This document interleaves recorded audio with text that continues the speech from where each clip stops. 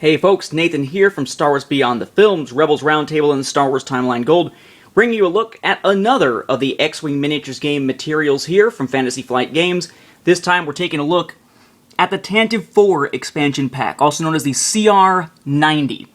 And this is one of those so-called huge ships for use with epic play. And I gotta tell you, this thing is really pushing the definition of a miniatures game. This is the ship itself. Well detailed, nicely done. The little sensor dish there, and one of the gun emplacements here can swivel, though not all of them can. These cannot. Rather large here. So large that it's on two of those large bases, and its ship token is basically about the length of 3 of those bases. Even though, of course, the middle section doesn't have a plastic part. This is rather gigantic, and I want to make a quick size comparison here before we look at what else is in this. If I take away the box here, these are the contents of that Rebel Transport set, which by themselves were pretty large. Check out the Rebel Transport compared to this. Okay, we're talking about the Rebel Transport being about maybe 2/3 the size of the Tantive 4. You remove that, check this out with an X-Wing. That X-Wing is just about lined up with the end of the drive section there. It would take 2 X-Wings to get to the length of that drive section, then you got the entire rest of the ship. This thing is freaking gigantic. Again, stretching the bounds of what might be called a miniature here.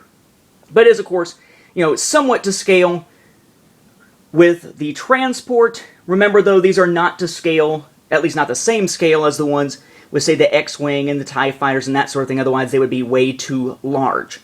So what do you get with this set? It's quite a bit.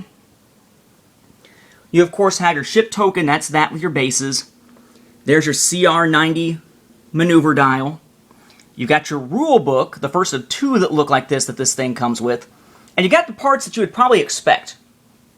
You have a ton of shield tokens to go with this here. It's 14 shield tokens. You then have, to go with this, 6 ion tokens.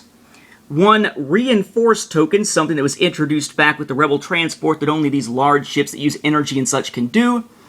You have your 16, I believe it is, energy tokens here. Again, things introduced with the Rebel Transport. Your target lock tokens, Q and R in this case, Q on one side, R on the other.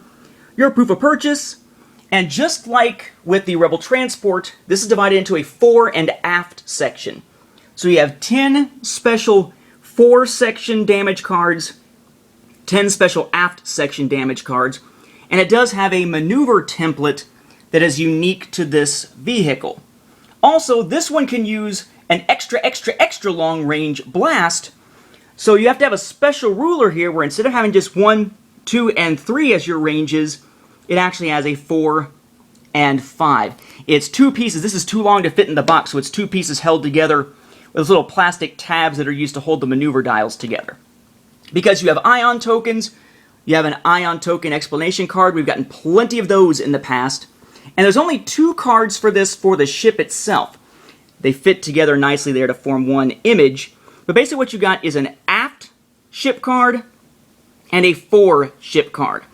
And during play, either side, either half, can get crippled. And if it's crippled, you flip it over, and it shows a crippled version of it with altered stats, which again, together could combine to make the image of one crippled ship, or one that's sort of half and half, and so on. Really kind of a cool way of designing those cards. And you got a crap ton of upgrade cards.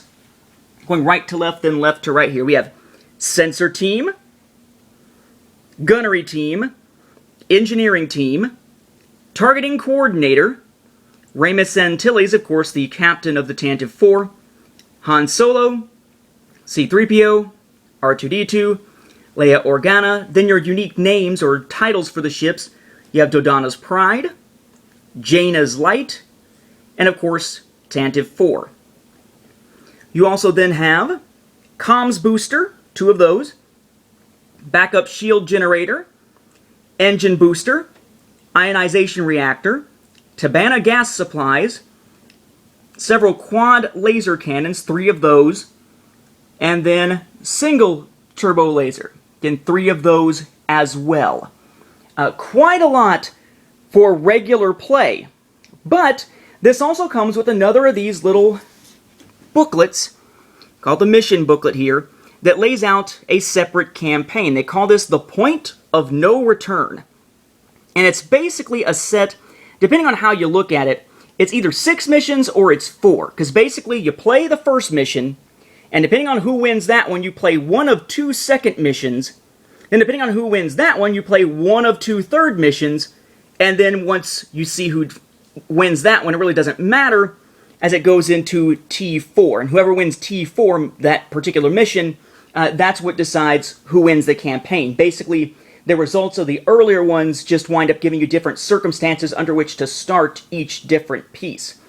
Cool little booklet, lots of information here. We'll come back to this in a moment from the cost standpoint, however. To go with this, right, we have our little tracking paper here to make sure that we can keep track of what exactly it is that's going on within that campaign. They call it a campaign progress sheet.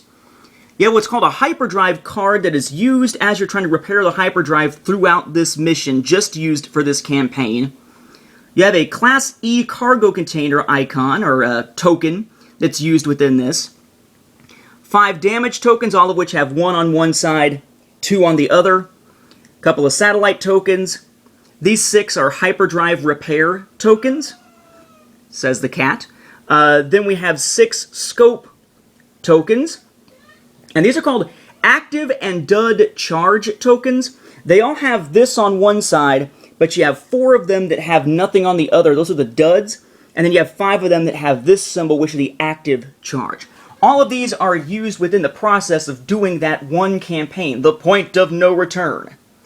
So it's a lot of stuff that you get in this package. No escort X-Wing or anything this time. It is just this big ship.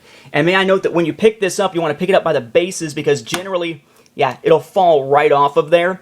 The little prongs don't click in or anything like that, but still, you know, hold it by the base or hold it by these and you'll be fine. What gets me about this is the price, okay? The standard, if that was a regular X-Wing and not the one for Rebel Transport, standard little small ship, about 15 bucks or 10 bucks from places like Miniature Market, okay? Your large ships, I don't have any up here, but let's check out one on the shelf, like the Millennium Falcon. You're looking at about 30 bucks. Give or take. Okay? The Rebel Transport, you're looking at 60 bucks or 40 or so at a place like Miniature Market. This sucker is going to run you $90 retail, or about 60 give or take if you're able to find it at a discount through Miniature Market or elsewhere. That's a lot of money for one ship, just used in epic play. Granted, you get a lot of cool stuff with it, and you get this long campaign to go with it, but that's a lot of money.